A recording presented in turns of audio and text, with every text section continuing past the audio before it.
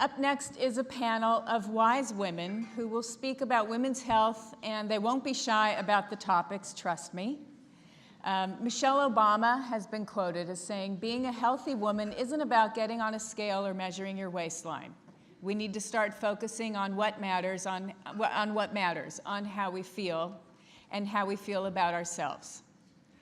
So let me turn it over to Dr. Robin Berman, Associate Professor of Psychiatry at the David Geffen School of Medicine at UCLA.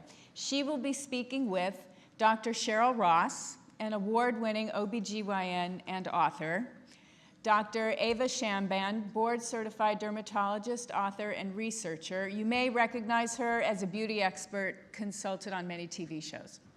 And Dr. Gail Wyatt, professor at UCLA, director of the UCLA Sexual Health Program and director of the Center for Culture, Trauma, and Mental Health Disparities, and much more.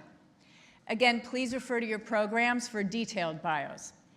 So Dr. Berman, please help us shine more light on women's health. Oh, there you are. We run this mother, yeah. Girls, we run this mother, yeah. Girls, we run this mother, yeah. Girls, we run this mother. Girls, who run the world? Girls, who run the world? Girls, who run the world? Girls, who run the world? I wanted to out that Lisa Kudrow and Nancy Glazer have been best friends here in elementary school.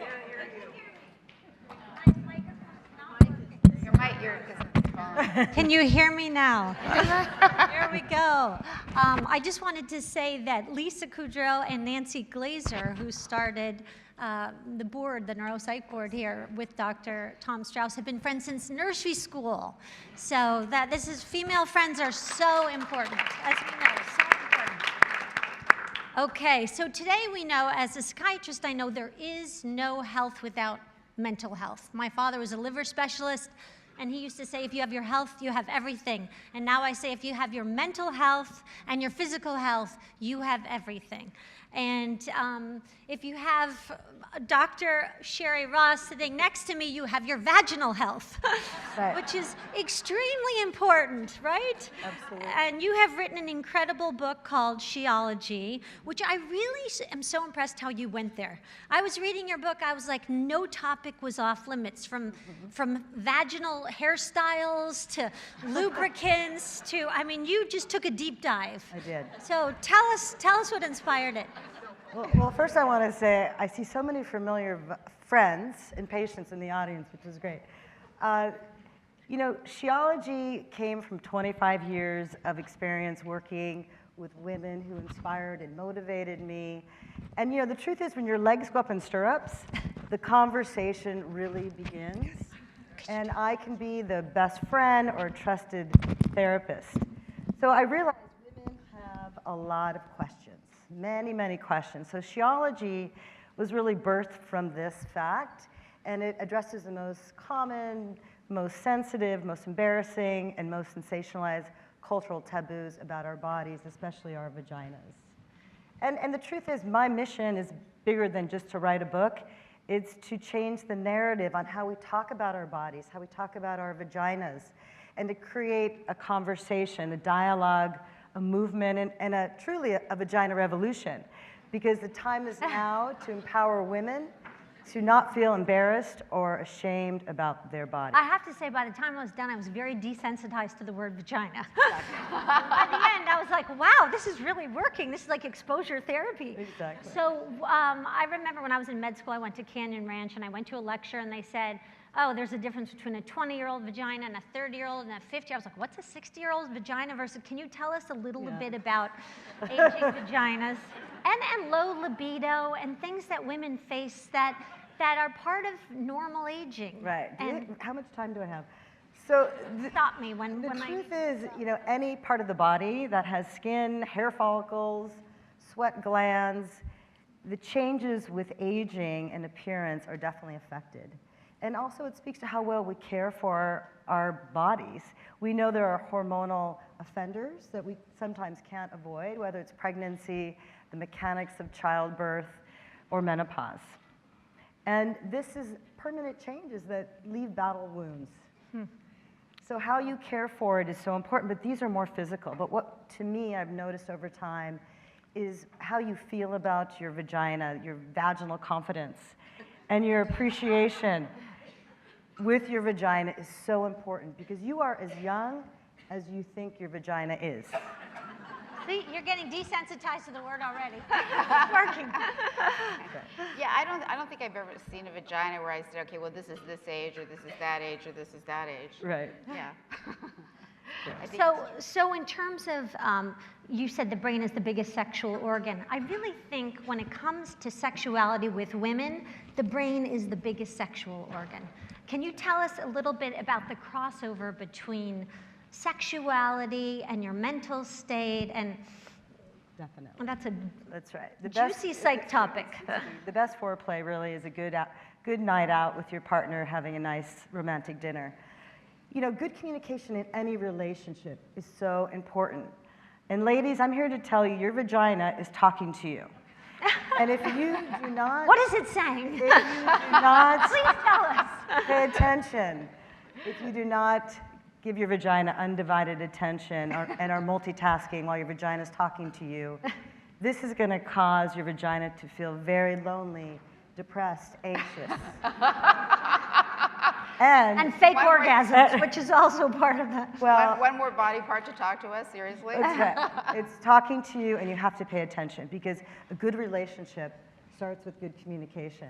And this is really true, and what I would encourage all of you is to get to know your vagina, know it well so you can have a healthy and happy and sexually satisfying relationship. Tell us about coconut oil. Yeah, I'm a big fan of coconut oil. I think it's great for the skin. I'm sure Dr. Shamban can hopefully support that. But the vagina... Top to bottom. That's right. The vagina loves coconut oil. It is a great moisturizer. And if women really treated their vagina like they do their face, you would be so much happier, I promise. It could be a new skincare line, Dr. Shamban. I feel like doing Kegel's exercises as we're sitting here. Is everyone doing your vaginal exercises? Especially as we age, especially as we get into menopause, when we really lose the ability of our skin to be hydrated well. And coconut oil is so wonderful. And it's also a great lubricant. And we're starting to see this in dermatology as well, is the rejuvenation. You know, there's no body part that is really left out of the rejuvenation process. So whether it's, you know, post having a baby or menopausal, there are new devices and techniques to help restore the health of the pelvic floor and even the appearance, but nothing aggressive. It's just all about really feeling, I completely agree, feeling like this is part of being a woman and it's part of your femininity and you own it and enjoy it. No matter what your age is. And in terms of this, just last question, this whole sexual revolution about owning your vagina, any last thoughts on that? Well, I think, again, an early relationship and connection with your vagina is so important. If you know that 20% of women have never had an orgasm in their life, you know, it's sad, and it doesn't have to be that way. We shouldn't feel embarrassed to know ourselves, to embrace it, and to demand it from your partner. Equal access in bed is so important. And this is what I'm really teaching young women, not just to be, you know, somewhat of an entryway for men. And it's sorry, I just, you know, it's just what it is. But so many young women, I always ask, you know, is it consensual? Did you want to? Did you enjoy it? Did you have an orgasm? And most of the time, they don't have an orgasm. They usually fake it because up to 60% of women fake orgasm with penetration sex. No show of hands is needed, but I just... Why do you think that is? I'd like to add to that. Oh, yeah. Sure. A lot of women feel that they need to please their partners. In fact, they're a better partner if they can please their partners. Instead of looking at it the other way, that the partner is actually a better partner if they can help to also please you. But I need to be clear. An orgasm is something we really give ourselves. And I think the whole concept of someone giving it to you is not like a gift. The person is really just there for you, but you really have to think your way into it. And I say that because we've already said the brain is so powerful in this experience. If you're too tired, if you're not healthy, if you're angry, or really emotional about anything, you're going to detract from your ability to focus on your feelings, your pleasure, areas of the body that need to be stimulated when you're ready to let go. And sometimes you can't. Your body won't let go because you're angry with someone, or you know the children are running around outside of your door, or you've got to make dinner, or you've got to go and study. There are a lot of things that can get in our way. So we have to understand that this is kind of like the right time at the right place and the right circumstance, and that partners need to understand, male or female, that only you can say when you're ready to let go. And a lot of women can't, and they come and they want someone to teach them. But first you have to learn how to relax. Goldie Hawn said it, how to self-regulate. If you can do that, you're in good shape for an orgasm. And I would say that one of the biggest vaginal liberation moments is when the kids actually leave the house and go to college. or just go to school in the morning. I have to add to that. Elise Walker, who owns a clothing store, some of you might know, our children went to school together, and she used the phrase, "I'm a hotel whore." She's like, when I'm home, my children are bothering me, I have no sexuality, and there is statistics about marital happiness when your children go off to college. When you get married, it's here, and then you have children, it's here when you go off to college. Well, because you're thinking about them all the time. Since, Yes. you know, I don't know how many of you read the job description for mother, but it's like 24/7, unpaid, and, you know, a job review can happen at Thanksgiving. And then you have to have good skin. So That's tell right. us, because you wrote the book, Heal Your Skin, and you talk about your skin as part of your whole well-being. Tell us your whole theories on that. So obviously skin is the largest organ that we have, and it's responsible not only for communication with everybody, and it is completely a sign of your internal health, but it holds in all of our organs. I mean, without being held in by our skin, you know, your heart would be over here and your intestines over here. I mean, it would be quite a messy room, I would just say. And I think one of you pointed out to me that it is the first contact that we have with people is from skin.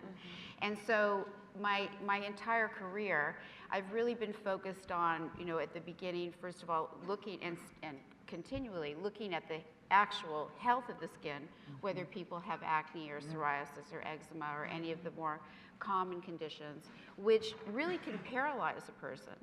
And so taking care of those is really important, which is how I wrote the book, because I decided to address 4 topics that are common problems, which are skin changes during adult female acne, also menopause, pregnancy, and finally, if people are undergoing cancer treatment.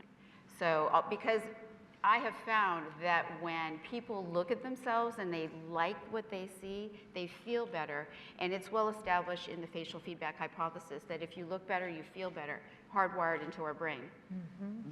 And in terms of menopausal skin, tell us your latest and greatest. So basically what, you know, you read these articles, it's like, okay, this decade you do this decade you do that. The bottom line with skin is you need to take care of it like your teeth. It's an everyday process, and it's something that, you know, nobody would think of not having your kids brush their teeth when they're 6 and 7 and 8. You should be taking care of your skin at that time. And of course, the number one process to do is apply sunscreen every morning, because the ultraviolet radiation that we get from the sun, and also I just did something on pollution, that it is the number one cause of premature aging and also early skin cancers. So sunscreen is at the beginning, and then using something I mean, even as kids, it's nice to use an antioxidant serum, and then to continue as an adult adding in something in a retinol. And then there's tons of peptides, and you know, there's always like the newest and greatest, and which one do I use? You know, that's a whole other conversation. But and how does it cross with mental well-being? That kind of, you talked about a signature feature. Yes. Tell us that. So, well, first of all, I have had a lot of experience of treating teenage and adult acne, and people, you can't cover up geography with makeup. And people I have experienced, they feel so self-conscious and so like physically ill from the way their skin looks. And so I have found it to be incredibly liberating when your skin feels good, and when your face, when you like what you see in the mirror, you just really feel better. I mean, moving into beauty, people, I just did a little quick interview with Lisa Siegel about how people are so self-conscious. They don't like the way they look. They're going to look on Instagram. They're going to see how a celebrity looks, or they're going to see an actor, or they're going to see someone who's usually like, you know, made up, like I've got professional makeup right now, and you know, and they don't really look normal. So I really believe that everybody has a unique look to themselves, and I call it signature feature. And it has to do with, no one can give you your unique eyes and your lips, and everybody has something about them that's very beautiful and is yours, and you own it no matter what your age is, no matter what your income is, no matter what your weight is. And it becomes part of your personal brand, and you own it and you carry it, and that's who you are. So I'm a firm believer in look like yourself, everyone else is taken. I feel like you're talking about the vagina. As I said, full body part, got your own vagina, get to know it. And in terms of that whole acceptance, because I know we chatted on the phone, and I said, you know, part of the work is what you resist persists, right? And so you do have war wounds. You give birth to a baby and you're like, that's it, my old stomach is gone. It's never gonna return. And as you age, that whole acceptance piece, and I know you said you don't ascribe to that. Yeah, well, I actually was just I gave a talk at the Golden Door, and someone said, well, why can't we have wrinkles? And why can't we just grow old? And it's interesting. It was an interesting question because obviously I'm mostly a cosmetic and aesthetic dermatologist now. And it's part of our culture, of our American culture, where there is ageism. And also the ageism, it's not just external, it's internal. We have assimilated it so that when we look in the mirror and we look a little younger, we feel better. And it translates, and it's been shown that it translates into well-being, even the function of your immune system, how you feel about how you look. But I think that I don't like a completely bizarrely youthful face. I like people to look their best version of themselves at whatever age they are. That would be a wonderful goal. And we also here have Dr. Gail Wyatt, who has been a pioneer in examining. So we're going from vaginal health, skin health, back to sexual health. That's over right. There. You're a pioneer in examining sexual relationships and their cultural context, looking at society today. What does healthy sex life look like for women in 2018? It is so different in 2018, and for the experience of women of color. I think that healthy sexuality is a composition of the things that you want to happen to you, and you may actually have them happen. There's a lot of fantasy in women's sexuality, and then unfortunately those things that happen to you because someone is forcing you. Sexuality has to be accepted and understood for all of those experiences. A lot of our lives we go through wanting to be something that we can't be, or denying that these experiences have happened. Healthy sexuality is really understanding that we want to be able to grow up and just learn about our bodies and be appreciated like we've talked about.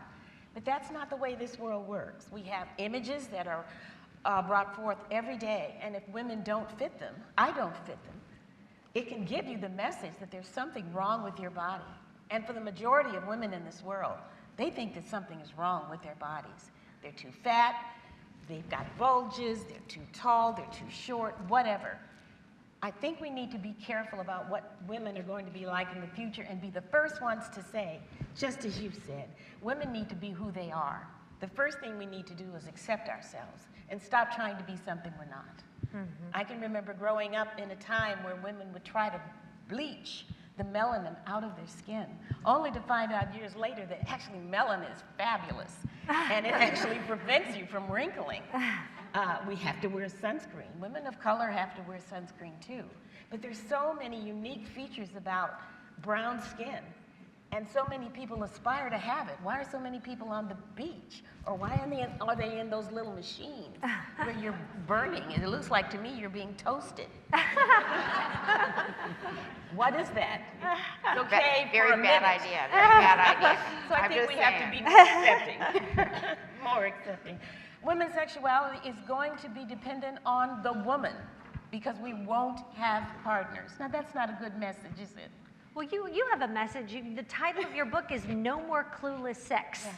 That's the one message I want to say. That's a pretty You're not big going to necessarily have a partner. We're not guaranteed a partner, and if you don't have a partner, that doesn't mean your life has to be any less satisfying. That's a hard message for a lot of women who are my age, who grew up to think that if you didn't get married, that something was wrong with you. Nothing is wrong with you. What it means is that you have to learn how to take care of yourself. We've said that. You have to learn how to have sex by yourself. We maybe haven't said that. And for a lot of women whose culture, whose religion just does not allow them to take care of themselves, it makes it a little more stressful and a little more difficult. However, it's not impossible.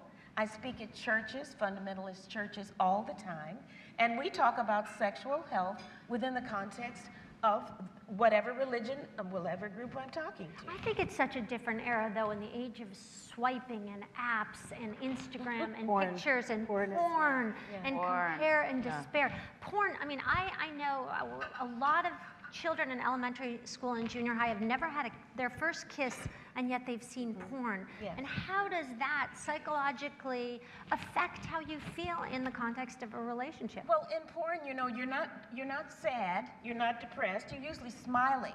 So it gives people the image that actually whatever is done to them, they ought to be happy. It ought to feel good, and that is not the truth. That's not sex. If you've had sex, even the best of sex is messy, isn't it? It's sloppy, it's drippy, and it's very awkward. That's because bodies are just kind of learning themselves and trying to get a rhythm that works and enjoy the experience and seem like you're really wanting to maybe try that again. That's not something that you learn from anybody, you have to learn yourself. And if you don't have a partner, it's really important that we give women the message that they can achieve sexual health, acknowledging what's good, accepting what wasn't pleasant, and making sure they know how to live with both. So many women allow an abusive, coercive, controlling partner, male or female, to dictate to them what their sexuality is like. And I want to say today, in this beautiful room, in this beautiful setting, we've got to stop that. We've got to stop that. If we have a Me Too, I was we just need going to ask a you phase that. where we can allow women to admit that if people would just leave us alone and let us grow up and respect our bodies, we would learn about it, and we can make our own decisions about what we want to do from that point on. That, to me, is more of a Me Too than when something negative happens. Give us a chance to be who we are, and nobody's going to give us that chance. You realize that, right? We have to give it to ourselves. Yeah. What do you think, Pat? You know, it's so true. It's a different time in how our young boys and girls are learning about sexuality, and we think about porn, and I see it all the time in my examining room, how women are coming in wanting the perfect vagina. They say, What is that? What is a perfect vagina? They think Jenna Jameson and now Stormy Daniels has the perfect vagina. So women are coming in because they've seen it or their boyfriends have seen it on porn, and we know the average age that kids are seeing porn is 11. Yeah. And that porn sites get more visits than Amazon, Netflix, and Twitter combined each month. Wow. So our kids are learning Wow. about sex and romance in a very unfortunate way. So it's a health epidemic. So how do you talk to I saw a bunch of young Geffen women here today. How do you talk to your young patients about that? Well, usually what I do, especially when I see a young first-timer in their teens, you know, I'll pull out the mirror and I'll show them their vaginas and I'll ask them if they know about their vaginas and how they feel about it, do they know where their clitoris is, and really go over it with them and talk about just healthy, how to care for it, how to wash your vagina, and take care of it, like I said, as you would your face. So it's the conversation, it's owning yourself, your body, and feeling confident about it. That's sexual health. Yes. That's sexual health, yeah. And this Me Too movement, tell us more about how your work and Me Too are kind of intersecting. Well, I'm a sex therapist, and there aren't a lot of them around, and we're always overworked, because everyone really needs to have someone to do exactly what you've just described. Take the time to help you to get to know your body, so you can do that every single day. If you do that, you can catch problems because you'll say, I'm not as, I don't have the aroma I had yesterday. So something may be going on. And that's a nice way of saying I need to go to the doctor, right? But those are socialization experiences around sexuality that we're just not taught. So we need to take the time to educate ourselves, educate young people, educate boys and girls that smiling and allowing someone to do anything to you is not being a willing partner. That's not what sex is. It's when you're ready, and if you're ready, that these are the kinds of things that you do. And they're not in those videos. They're not in those movies, those porn movies. That's giving the impression that you can do anything to anyone and it's really okay. And so we kind of are leading ourselves into a rape culture. Yeah. Because people don't know about foreplay. And I think it was said earlier that foreplay doesn't even have to be talking or touching. It can be looking, it could be music, it could be going to a comedy hour and having a really great time and laughing and relaxing. But the foreplay, you could even roll it back to, and I'm dating myself, back in the day when you got asked to prom and somebody had to call your parents and pick up the phone. There is no romance at the beginning. It's a text. You ask someone to go to prom, and there's no requirement for emotional intimacy, but an expectation for physical intimacy. Yes, people don't even dance close together. I think that's a loss, don't you? Yeah. You know, the fact that you're They're dancing jumping up kind and of in down. isolation of some, you know, you see the person, but you're not really with them. They're not doing anything that's in concert with you. Actually dancing is foreplay. You're kind of getting a rhythm and saying, well, this person likes to move like I do. Where do you learn that today? You certainly don't want to learn it during intercourse. It's too late, you see. So empowering young women Yes. to have the self-esteem. Yes. Know their bodies. So important. Be confident enough to be able to say and to talk during sex. That feels good. My clitoris is my favorite section. Spend some time on it. Gives your partner just the right idea that that's something that you'd like to do. And encourage your partner to do the same for you. In fact, I recommend that women be the first ones to educate their partners and then ask their partners to do for them what you've just done. It's a way of modeling, in other words, that tender, gentle, patient experience of sex. Now, that doesn't sound like what you see in the movies, but it's not in the movies. What it is the most intimate experience you can have. And we are not cherishing it enough. We're not teaching young people how to enjoy it and take time for it and wait for it. You don't have to have sex during middle school. You don't have to have oral sex during middle school, but you ought to know what it is. So when someone suggests it, you can say, is that where this goes there? And they'll say, yeah or no. And you can say, well, I don't think so. Maybe at some other point, I'm not quite ready for that. We have to teach young people to say no. And that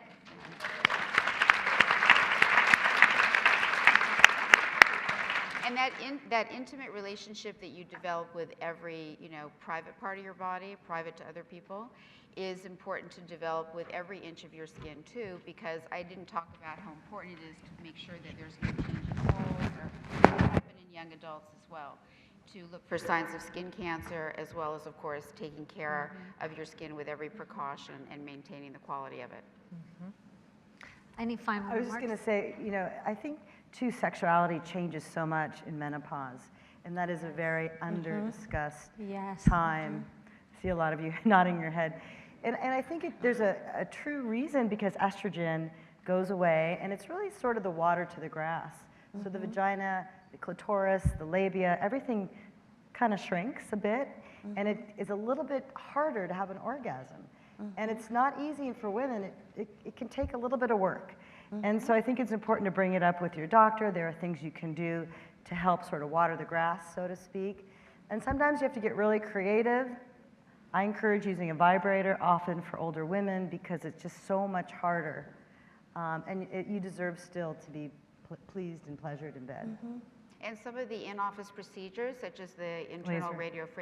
radio frequency devices, as well as there's now some at-home versions of them. They've been shown to thicken up the skin, increase lubrication and vascularity, so you get more function too. Yeah, that's the Mona Lisa laser. It's many times a girl's best friend in menopause. And also the Thermiva, the Vivev, there's more than just the laser, there's RF devices as well. I also think that women need to realize that their sexual health depends on exercise just like the rest of our bodies. The more you do your Kegels, the more you walk, the more you just sit at a light and do 30, just knock off 30 Kegels. We could do it right here and nobody now. would even Just know we knock were 'em off. doing them, wouldn't we? That's right, at the airport waiting for the security line. You're just constantly Very thinking efficient. about, even if you're not sexually active with someone else, you are sexually active for yourself. It doesn't matter whether you'll ever have penetration again, you are your own best sexual partner. If you know what makes you feel good and you know how to guide someone, if you have a partner, if you don't, you can make it on your own. I think when you think about our bodies and the fact that we have a clitoris, and that clitoris is the only organ that's purely for sex, it pretty much kills the argument that we are just here for reproduction.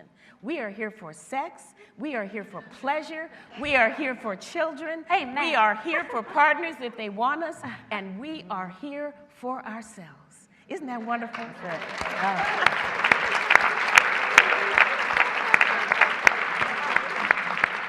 and on that note, you know, the clitoris has 8,000 nerve fibers, and the male penis only has 4,000. So we should be getting twice the Concentrated, very concentrated. Well, thank you so much for enlightening us.